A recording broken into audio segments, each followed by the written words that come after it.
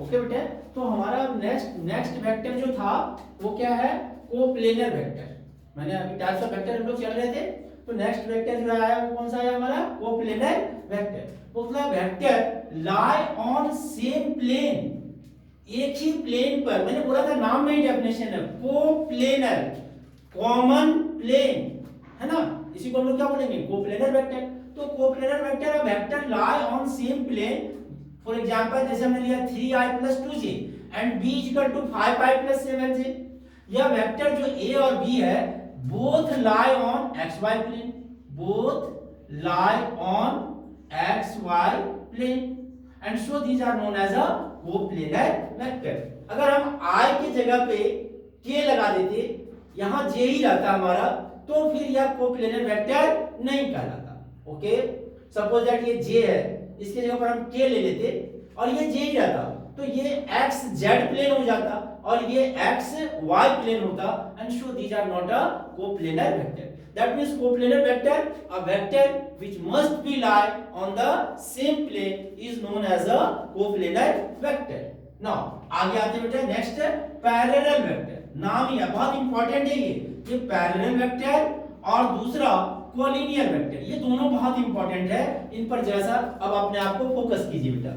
Parallel vector के बारे में बोले, नाम ही आपको पता है कि दो लाइन पैरेलल कब होंगी, पैरेलल कब होंगी, उनके बीच का एंगल या तो 0 डिग्री का हो जाए या 180 डिग्री का हो जाए, then the two lines are parallel. Now two vectors are parallel, दो वेक्टर पैरेलल कब होंगे, सेम कंडीशन है, मैग्नीट्यूड उनके बीच का कुछ भी हो, but angle between them is must be either 0 degree और 180 degree. Okay, so the parallel vector, two vectors are parallel if angle between them is either 0 degree or 180 degree, irrespective of their magnitude। Magnitude कितना है इससे कोई लेना देना नहीं है हमें। ओके, फॉर एग्जांपल मैंने बोला कि जैसे ये वेक्टर a लिया, ये वेक्टर b लिया और ये c, ये देखिए इन दोनों के बीच का एंगल 180 डिग्री है, angle between a and b, और b एंड c के बीच का एंगल भी 180 डिग्री है, बट a एंड c के बीच का एंगल 0 डिग्री है। तीनों का मैग्नीट्यूड डिफरेंट है, लेकिन एंगल या तो 0 है या 180 है। सो यहां पर में हमारा है vector a parallel vector b parallel vector क्या हो गया हमारा, c के पैरेलल हो गया। आई होप दैट कि आपको पैरेलल वेक्टर समझ में आ गया। पैरेलल का मतलब क्या चीज बेटा, कि angle between them is either 0 degree और 180 डिग्री। नाउ पैरेलल के बाद हमारा नेक्स्ट नंबर है कॉलिनियर वेक्टर का। अब कॉलिनियर वेक्टर किसे कहते हैं, सेम कॉन्सेप्ट है पैरेलल का। ये बोल रहा है two vectors are collinear if they are parallel to the same line. जैसे मान लेते हैं b एक लाइन है, अगर b के पैरेलल वेक्टर a है और c भी b के पैरेलल है, then a and c are known as a collinear vector.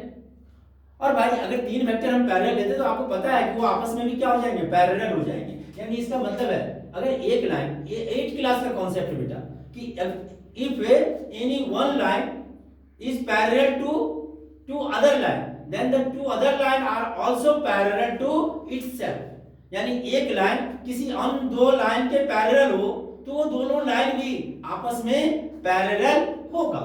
Okay, तो कॉलिनियर वेक्टर भी वही कह रहा है कि if two vector are collinear, if they are parallel to the same line, that is in the above example a b and c are also collinear। ये जो parallel vector था वही, इसका मतलब है कि आपको पैरेलल वेक्टर पूछे या कॉलिनियर वेक्टर पूछे बेटा, दोनों के कॉन्सेप्ट सेम है।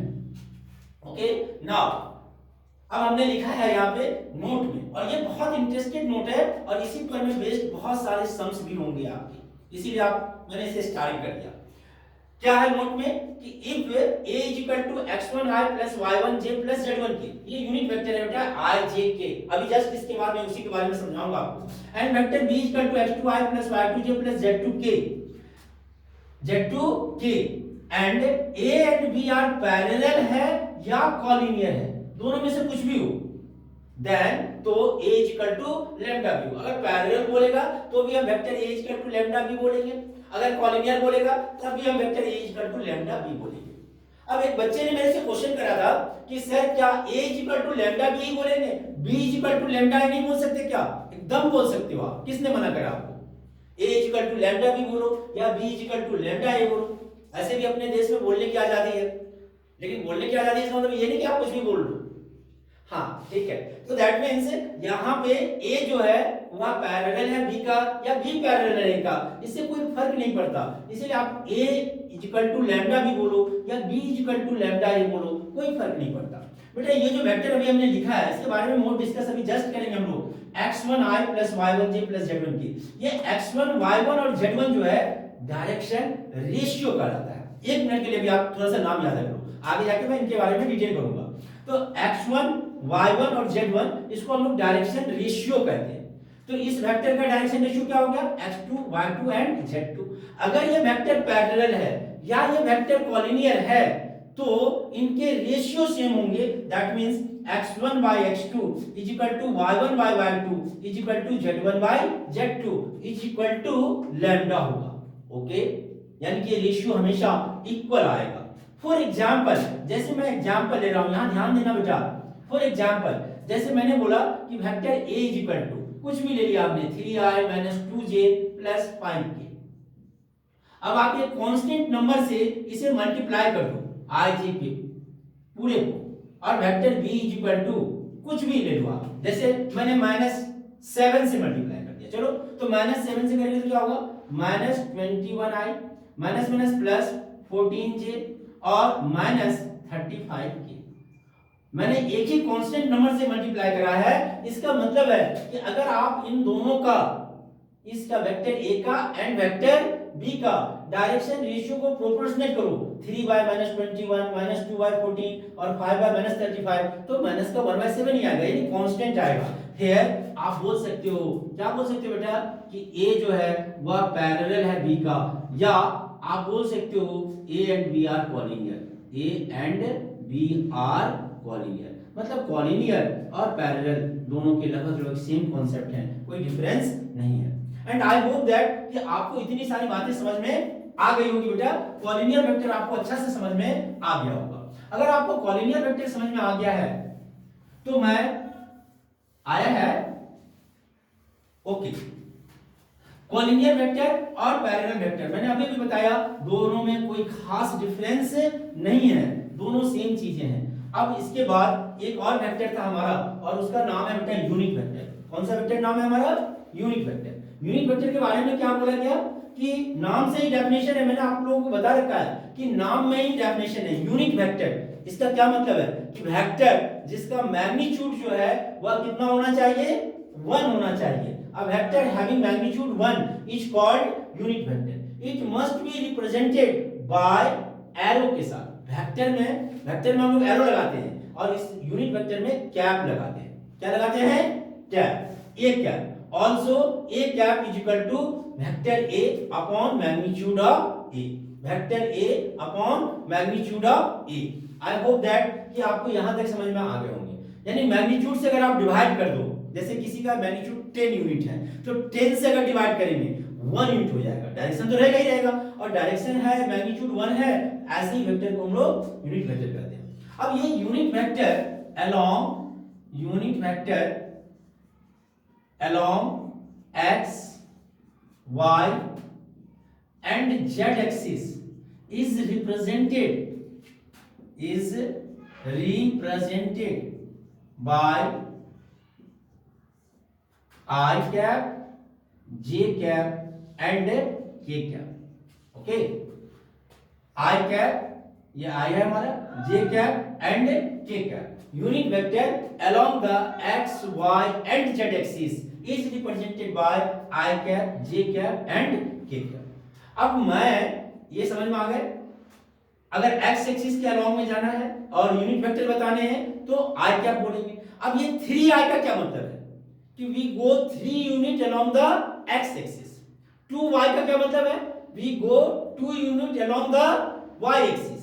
और मान लीजिए -3z है, इसका क्या मतलब है? -3k है, इसका क्या मतलब है बेटा?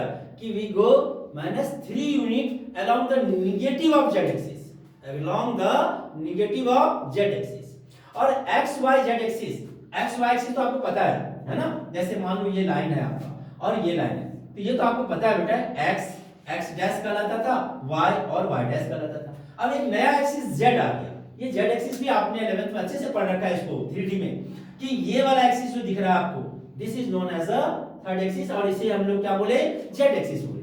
फॉर एग्जांपल मैं बहुत अच्छा से आपको ये समझाने की कोशिश कर रहा हूं, ये देखो बेटा, ये दिख रहा होगा आपको, ये मैंने 3 मार्कर ले लिए, ठीक है, ये mutually perpendicular to each other होते हैं, this is known as a Z axis, ये जेड एक्सिस है, ये एक्स एक्सिस हॉरिजॉन्टल वाला हो गया हमारा, ये वर्टिकल वाला हो गया वाई एक्सिस, और ये इन दोनों पर परपेंडिकुलर है, and so this is known as a Z axis. Okay, और 11th क्लास में आपने पढ़ा था कि अगर ये जेड एक्सिस है तो ऑक्टेन में डिवाइड हो जाता है ना, ऐसे क्वाड्रेंट पढ़ते थे हम लोग एक्स वाई कोऑर्डिनेट में, और इसमें क्या होता है, octane, this is the first octane, this is the second, third and fourth, fifth, sixth, seventh और 8, ठीक है। और कुछ नहीं था, क्वाड्रेंट में अगर z पॉजिटिव है तो क्वाड्रेंट और ऑक्टेन सेम होगा, इफ z इज पॉजिटिव, और अगर z नेगेटिव रहता था तो क्वाड्रेंट में 4 ऐड कर देते थे और ऑक्टेन बता देते थे। यहां पर हमें उन सब चीजों से जरूरत नहीं है, बट हमें एक बहुत इंपॉर्टेंट चीज पढ़ना है बेटा यहाँ पे, and this is known as a क्या, पोजीशन वेक्टर। अब आप वेक्टर के मेन पॉइंट में आ रहे हो, इसीलिए यहां से अच्छे से ध्यान दीजिए, क्या पढ़ रहे हैं हम लोग, position vector.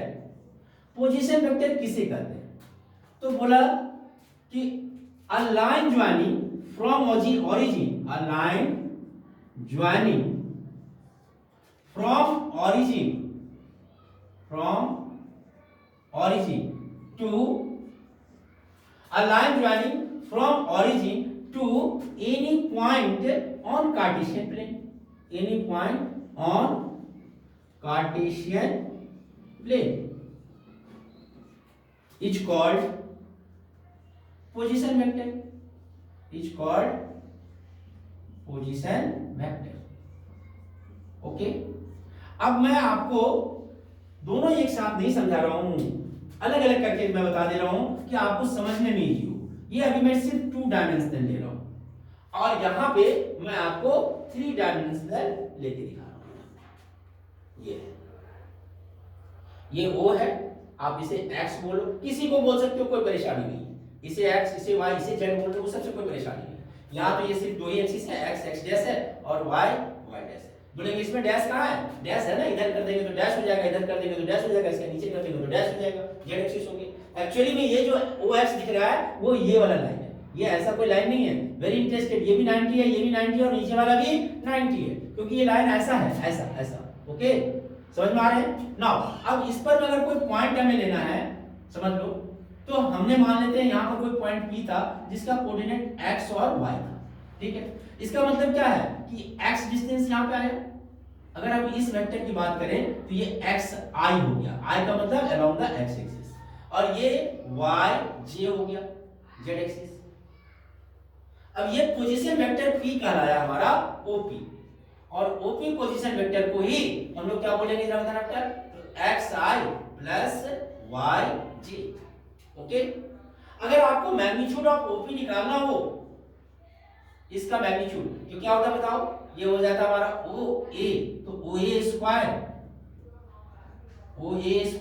Plus AP square का under root, that means x square plus y square का अंडर रूट, ये मैग्नीट्यूड निकल गया।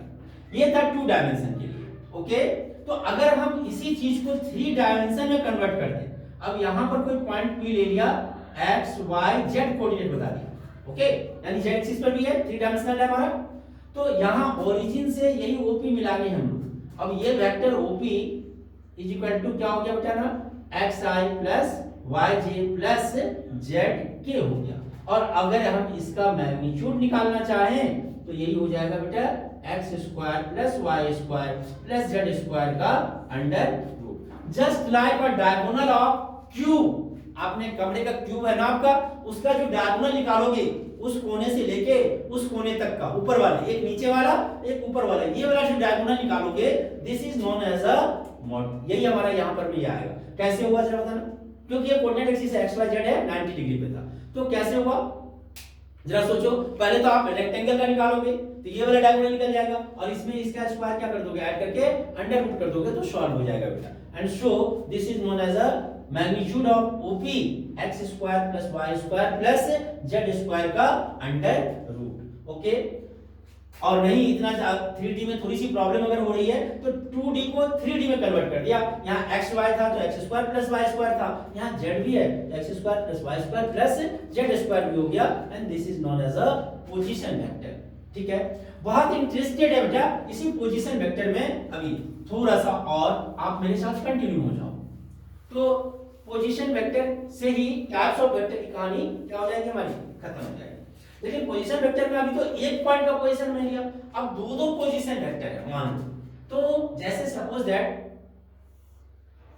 अब मैं 3D ले रहा हूं फिगर, ठीक है, यहां पर कोई पॉइंट A था और यहां पर कोई पॉइंट B था, ठीक, और हमें वेक्टर AB निकालने हैं, AB, ठीक है, इसका पोजीशन है हमारा x2 y2 और z2, इसका पोजीशन हमारा x1 y1 और z1। इसका मतलब है कि वेक्टर OA जो है OA ये वाला position vector is equal to x1i plus y1j plus z1k है, और वेक्टर OB जो है आपका ये x2i plus y2j plus z2k है। ओके, और हमें we are interested to find vector AB। How we find, ये ओरिजिन था आपका O, तो OA प्लस AB है ना, वेक्टर एडिशन रूल हम लोग बोलते हैं इसे, जो अभी फिर से डिस्कस करेंगे हम लोग। OA plus AB, OA plus AB is equal to क्या होता, OB होता, OB वेक्टर होगा हमारा, और हमें तो AB निकालना था, तो vector AB is equal to OB vector minus OA vector. और बहुत अच्छा है, यहाँ पे जरा ध्यान से समझिएगा बेटा, x2i plus y2j plus z2k, इसमें से हम माइनस करेंगे x1i plus y1j plus z1k, इसे हम लोग माइनस करेंगे। बेटा i j k कहीं भी आप लिखोगे बिना कैप का i j k नहीं लिखोगे, हमेशा i j k में आप कैप लगाओगे। अब मैं तो हमेशा आपके साथ नहीं लगाता रहूंगा, बट आप बिना i j k बिना कैप का नहीं लिखोगे। ओके, समझ में आ गया है ना। बहुत इंटरेस्टिंग पॉइंट पे हम लोग, यहां ध्यान देना, हमें वेक्टर AB निकालना था, तो x2i plus y2j plus z2k। अब इस वेक्टर में से इसे कैसे माइनस करें, you well know that 12th में आप कि लाइक टर्म को ही हम प्लस और माइनस कर सकते हैं, ठीक है। और लाइक टर्म का मतलब क्या होता है कि आइटा वाला के साथ, यानी x एक्सिस है हमारा, y एक्सिस वाला जो है हमारा j वाले को j वाले के साथ, और z एक्सिस के कंपोनेंट को z एक्सिस के साथ। दैट मींस अगर हमें इसे सॉल्व करना हो तो vector AB is equal to क्या होगा, जरा बताना बेटा, x2 minus x1i plus y2 minus y1j plus z2 minus z1k। हो गया, लाइक टर्म को लाइक टर्म से प्लस और माइनस कर दिया हमने, यही वेक्टर AB आया। ध्यान से देखिए, अगर वेक्टर AB निकालना है तो आपको B में से A को माइनस करना है, B में से A को माइनस करना है। अगर हमें सिमिलरली हम ये लिखते OB plus BA, OB plus क्या से बता रहा हूं, BA इज इक्वल टू क्या होता हमारा, OA के बराबर होता। वेक्टर एडिशन है ये, head to tail rule. Okay, अगर ऐसा है तो BA इज इक्वल टू क्या होता, तो अब ये हो जाता OA माइनस OB, और फिर ऐसे ही आप सॉल्व करते बेटा, तो x1 minus x2i plus y1 minus y2j plus z1 minus z2k हो गया। ओके, ये वेक्टर BA आ गया, और वेक्टर BA आ गया मतलब क्या हो गया, जरा बताना बेटा, कि हम इसमें क्या कर रहे हैं, A में से B को माइनस कर रहे हैं। AB था तो B में से A को माइनस किए थे, और BA है तो A में से B को, यानी आगे वाले में से पीछे वाले को माइनस करेंगे तो आपका ये वेक्टर आ जाएगा। अगर आपको A और B पोजीशन वेक्टर दिया हुआ है, गिवन है, तो आई होप दैट कि बेटा पोजीशन वेक्टर आपको समझ में आ गए होंगे अच्छे से। कोई दिक्कत है यहाँ तक, पोजीशन वेक्टर में कोई दिक्कत है बेटा? ओके, जब पोजीशन वेक्टर क्लियर हो गए हमारे, तो अब हम लोग अगले टॉपिक में आते हैं, अगले सेक्शन में आते हैं, ठीक है।